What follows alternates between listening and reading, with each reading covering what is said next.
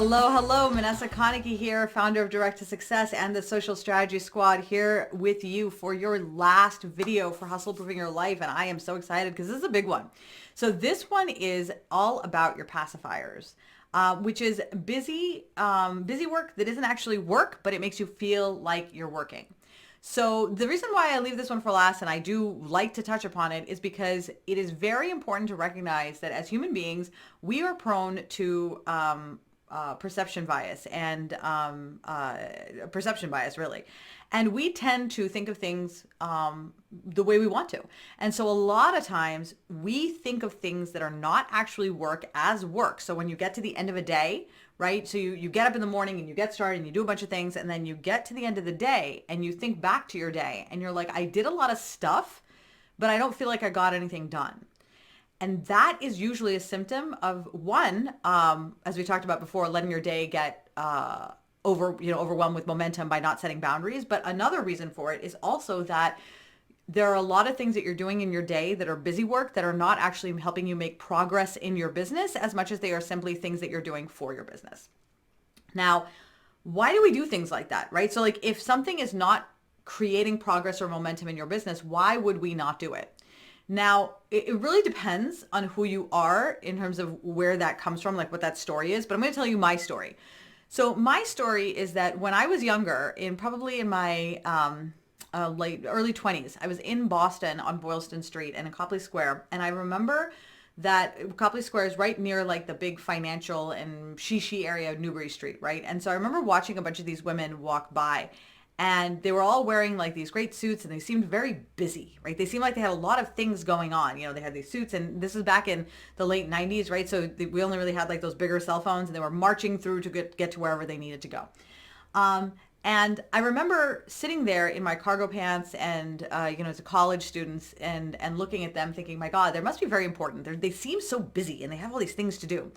And I remember when I was younger, it reminded me of my youth when my dad, he always seemed very busy, which made him seem very important, like he had value. Now, we know that I have poor self-esteem because we talked about that before. And so because I have poor self-esteem and I watched all of these people have value when they were busy, I created the association in my head that in order for me to have value or improve my value or increase my value, I needed to be busy. Right? So that's sort of where that connection came from. And you have no idea how many years of therapy it took me to figure that out. Every one of us has our own story. Some of them are going to be, deep and complex. Some of them might be fairly surface level, or it could be a combination of the few. And it can change over time. We develop and evolve. But I strongly encourage you to think about what your story is around busyness.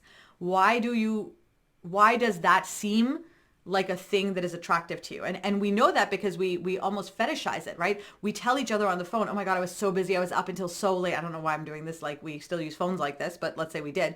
I was up so late and I was working, and then someone else says, well, I was up until 4 a.m. And someone else says, well, I didn't sleep. And we're all having these competitions with each other to see, who is the busiest.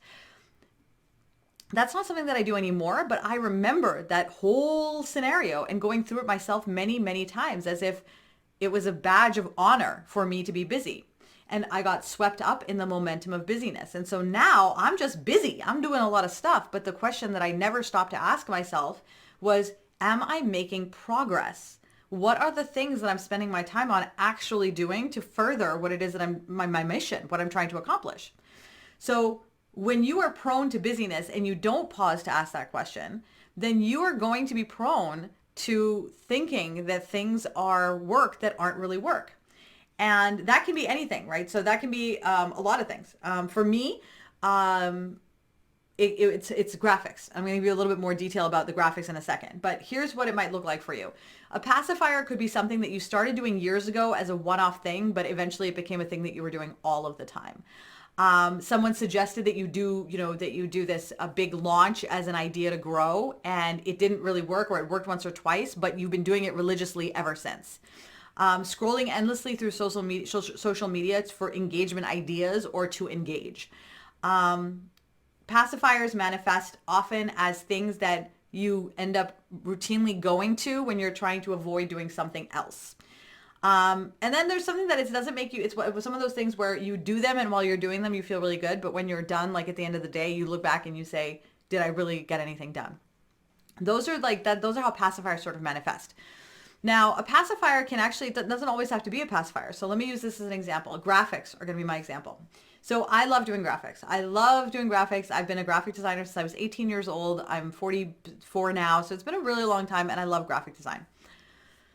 Also, graphics are important for my business. I do my own branding. I do my own graphics. So I have to be the one to do them. So graphics are work. I would not consider them to be a pacifier ordinarily. However, whenever I am faced with doing something that I don't want to do. So for example, local event promotion, for some reason, it like is so hard for me to do. I have this aversion. Every single time I get started to do it, I can think of 100 different things that I need to do. But usually I'll settle on graphics. So the first thing I'll do is I'll say, oh, if I need to do local promotion, I'm going to create the graphics. And then I'll go create the graphics and spend 3 hours just making the graphics, which I don't need to spend 3 hours making graphics. And the fact of the matter is, at this stage of my business, I really should just have a template that I'm just dumping the text in, but instead I'm creating a brand new graphic for everything because I don't want to do the other promotional stuff. And so the graphics are what I'm using to pacify myself. It's self-soothing. I feel like I'm working because I'm making the graphics, right? But is it really creating progress in my business? Is it really going to create relationships with my audience? Is it really going to benefit you? No, what it's actually doing is making me feel like I'm doing something, but I'm really spending 3 hours on graphics that I don't need to make, right? That is a pacifier. A pacifier can also be doom scrolling on Facebook, right? That is a big pacifier for a lot of us. We get on Facebook and we're, oh, I'm just going to go for a few minutes to look at a puppy or go for a few minutes to check and see if someone commented on my post or a few minutes for something. And then suddenly 2 hours later, you come out of a Facebook-induced coma and you're like, where have I been? What has happened? Those are all things that while you're doing them in your mind, you're taking care of business. But at the end of the day, you look back and you're like, wait a minute, I didn't actually do anything at all.